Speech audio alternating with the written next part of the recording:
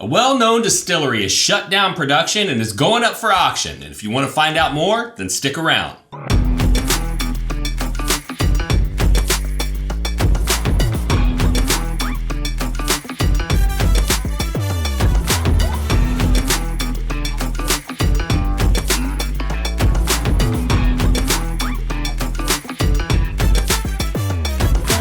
Before we get started, I have to thank the patrons. Everyone's names who are on your screen right now are supporting at the top 3 levels, but there are other levels. If you want to find out more about how to support this channel, you should stick around to the end. But I will say thank you to everyone, because without you, we would not be able to create this content for all of the viewers out there. And so thank a patron. Now, before we get into the details of this content, I have to do some disclaimers. So there is actually not enough public information about the situation to provide anything but educational conjecture about the situation. This piece will mostly be an exercise in using the details that are publicly known to discuss kind of some behind the scenes things that I'm able to surmise for those that are curious about such things.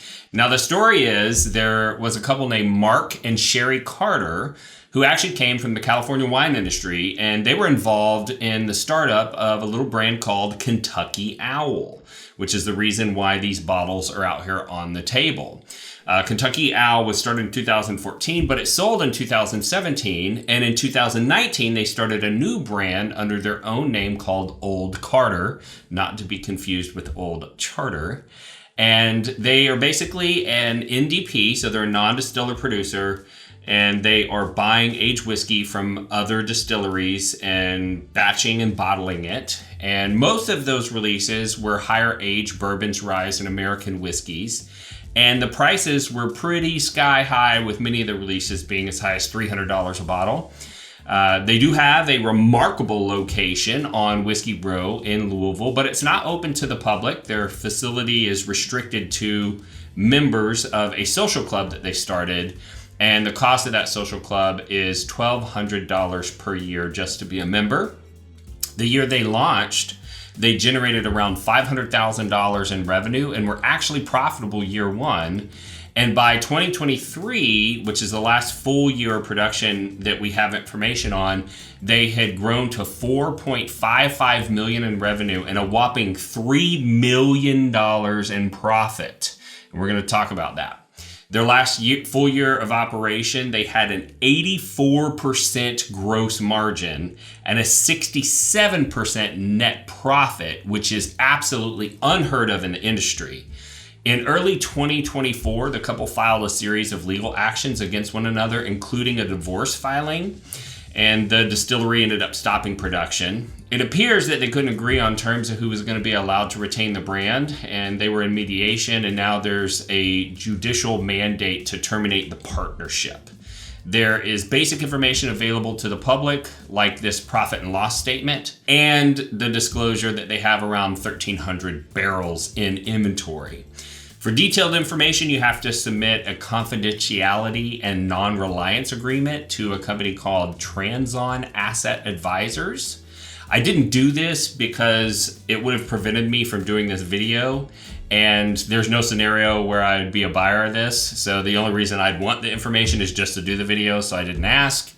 The business is being auctioned off using a sealed bid, so the buyer will perform their due diligence, submit their highest and best offer without knowing what the other bidders are submitting.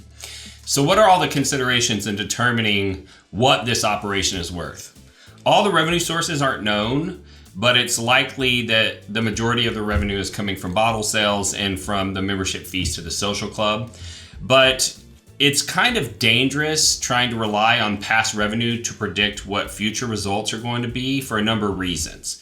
First off, the last full year of results that we have is for 2023, and 2023 does not reflect the softening of the ultra premium whiskey market that we're experiencing today in 2024 in the whiskey space. So since around about May of 2023, things have started to slow down, and no one really knows for sure how long and how low the slowdown is going to go. The other thing is that a normal gross margin for whiskey is somewhere around 35%, but Old Carter on their public disclosure of information is showing an 84% gross margin. That is remarkable. So with the $4.55 million that they're showing in revenue, you would normally expect about a $1.6 million to be in the gross margin category, but they reported $3.8 million. And this means that either they have massively overcharged for their products, or that a majority of their revenue is coming from the social club memberships, which effectively have little to no cost of goods sold, which is going to raise your gross margin. In 2023, their website says that they sold 30,572 bottles of whiskey, which would be about 5,095 cases. So if you do the math between what they showed in gross margin and what they normally would have made with normal margins, there's an extra $2.2 million in additional gross profit over what would be industry average. And so if you take that 2.2 million and you divide it by the number of bottles, it would mean that they effectively charge $72 more per bottle than would be normal for the industry. Now, keep in mind that when a producer adds money to the price, they get to put that to their bottom line. But that's not gonna be the only amount that affects the inline consumer that buys that bottle, because they then sell it to a wholesaler who wants to make their 30-point margin, and then that wholesaler sells it to a retailer and they want to make their 30-point margin. And so if somebody did mark up their product $72 per bottle to add to their profit, in the end, on average, the consumer would end up paying an extra $146 per bottle, and that is kind of outrageous. Now, I will admit that because we don't know what the split in revenue is between the social club membership and what their bottle sales were, that math is for sure 100% going to not reflect what was actually happening at Old Carter. But it does kind of bring to light the point that it looks like that some of those super high bottle prices were as a result of them charging above normal margins, and that's being reflected in the numbers that they're using to try and get somebody to buy this.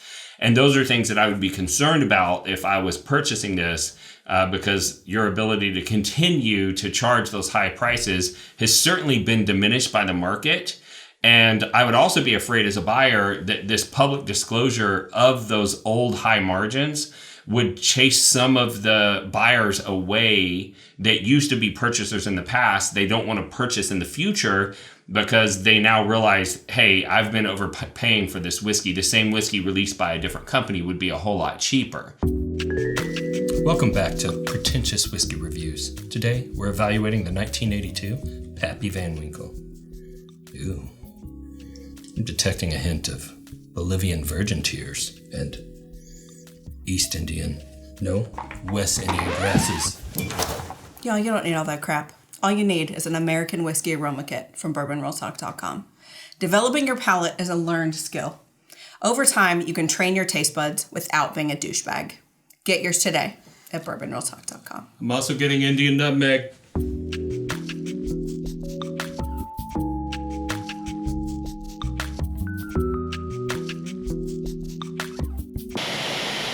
So if part of those numbers were affected by the social club dues, and we don't exactly know how much of it that they have, now if you're a new buyer, you have to ask yourself, am I going to be able to maintain that same level of membership and be able to collect the same amount in dues? Or will it be diminished by the market? Will the disruption of service, since the distilleries effectively shut down, affect it? When I looked in 2023, they had 19 separate releases in various markets. In 2024, they've only had 2 single barrels. And so I'm sure that there's going to be some people that aren't going to want to maintain that social club membership because of the disruption. And then also, a lot of the advertising was surrounded around the idea that Mark and Sherry were directly involved in all of these batches. And now that they're going to be removed from the equation, where the people that were previous subscribers to the club still going to be as willing to continue to contribute at that high level to have access to something that presumably doesn't have as much value. Another major consideration for anybody who's thinking about buying this would be the cost of barrel inventory. And that's because they started in 2019 and we're looking at numbers through 2023, but starting in about February of 2020 when COVID hit and running all the way through May of 2023, barrel prices have skyrocketed. And it's likely that most, if not all, of the 1,300 barrels that come with this purchase were bought at those sky-high prices. So whoever has to consider what they're willing to pay for this asset has to ask themselves, what are these 1,300 barrels worth at today's prices? And it's likely considerably less than what Old Carter actually has tied up in them. And then if you're buying this business and you're trying to go, okay, are we going to be able to maintain this? Staff are another major consideration, because running a successful business requires employees that know what they're doing. And whoever buys this business has to either recall the employees who have been laid off because the business is no longer operating, or they have to rebuild their entire staff. And if you know anything about running businesses, hiring staff is one of the major failure points that businesses face. And so even if everything were hunky-dory and you made the wrong hires, you could end up making a really bad, unsuccessful investment because you didn't have the right people in place. Then the new owners have to consider the low operating expenses that were reported on the profit and loss statement.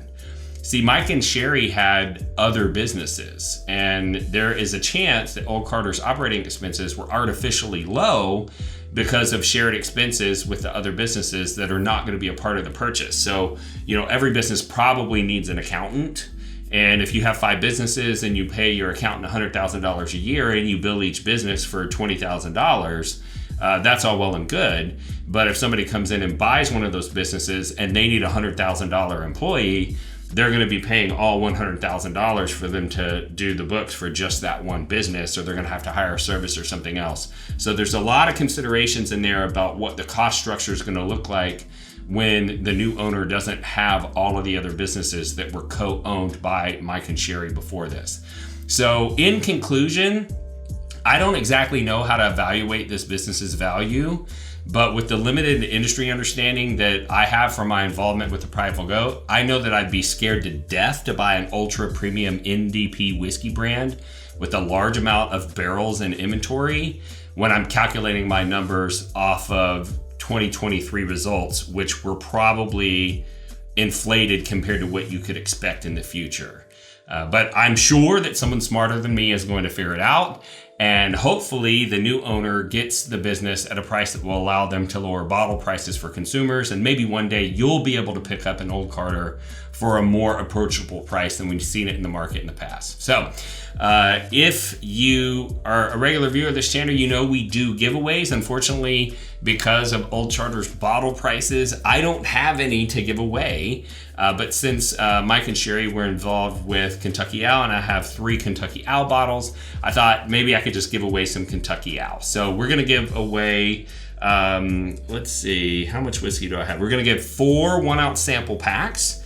It's going to include the Kentucky Owl Confiscated Bourbon. It's going to include Kentucky Owl Rye Batch 1, which is one of my favorite ryes of all time. I love this whiskey. I think I bought in total 7 bottles of this whiskey, and I'm down to this half-drink bottle and 1 unopened, and then after that it's gone forever.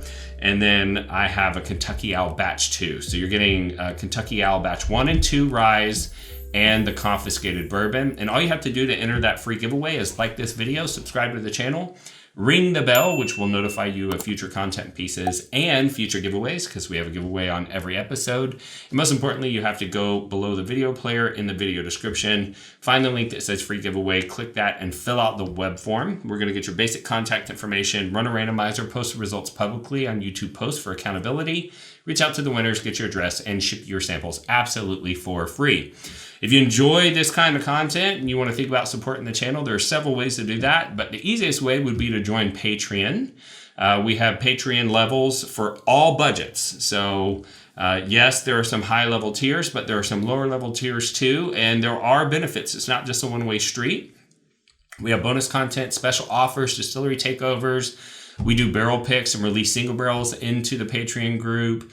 We do in-person meetups. We do online meetups about once a month. You get discounts on merch, and you get the satisfaction of knowing that you support the channel and its mission, which that's, something that a lot of people get excited about, what all we're doing inside Bourbon Real Talk. And if you want to hear about our philosophy and what we're doing, stick around for another minute. The second way you can support the channel would be to purchase some merch. We have a lot of great whiskey things on bourbonrealtalk.com. They were all made by whiskey people for whiskey people. Things like tasting glasses that are designed for higher proof American spirits, bottle carrying bags, aroma kits to develop your palate, and everything else in between.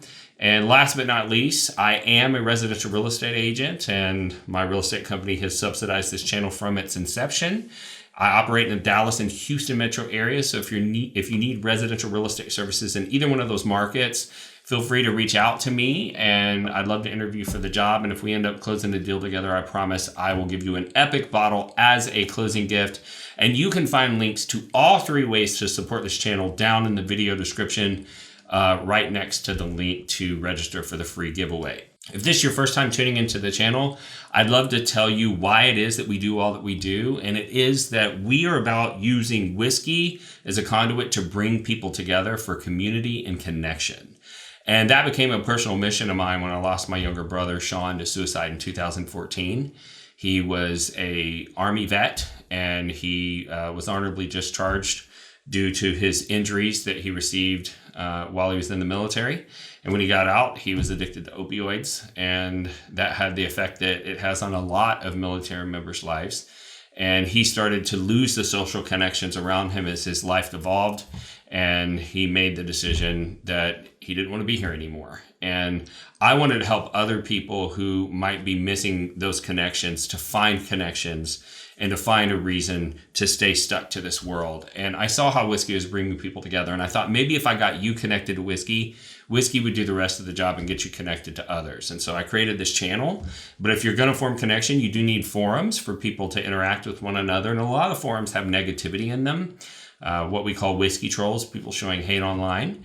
And so we ended up starting our own whiskey forum called Bourbon Real Talk Community. And it's a free Facebook-based whiskey enthusiast forum. You could go join right now. And there's lots of great things going on in there. People are sharing, people are caring. They're, setting up events. And we do a lot of fundraisers. One of the things that we were able to do because of the success of that community and how positive it is we started our own 501c3 called Live Stay Project, which is a suicide prevention and intervention nonprofit. And all of that is administered inside of Bourbon Real Talk. All of the board members are from Bourbon Real Talk. And so we've been able to do some really great things. But the other thing that those trolls taught us, not only did we need to create our own forum, but they taught us that if they can hate somebody online, there's nothing that keeps me from loving someone online. And that's why I end every show the same way, and that's this. If you woke up this morning and you're unsure whether or not anyone loved you, just know that I love you. And I'll see you next time on Bourbon Real Talk.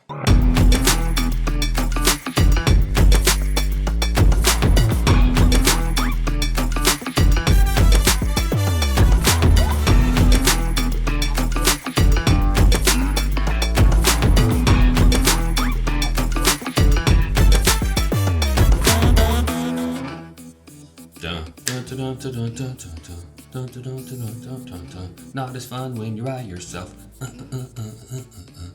All right, here we go. A whiskey troll is a person who seeks negative attention and uses contrarian attitudes to derail civil discussion in online forums. They communicate in ways they never would face to face because they're keyboard warriors. Their only goal is to make other people feel inferior. Hey guys, I'm new here. I just got my first Blanton's. And trust me, you probably paid way too much. I don't care much about the Blantons, but nice. There's no way that she didn't buy that at secondary. Idiot. Oh, I know how you got that bottle. So, are you sick and tired of the whiskey trolls running your fun online? Well, that's why we started Bourbon Real Talk Community. Congratulations. Let me know what you think when you open it up. Hey, welcome to the group. Let me send you over a sample of Blanton's Gold and straight from the barrel. See how you like those. I remember back to my first bottle of Blanton's. It was the birthday to my son, and we enjoy it every year on his birthday. Congrats. So if you're looking to connect with some people online who aren't, head over to facebook.com and join Bourbon Real Talk Community today.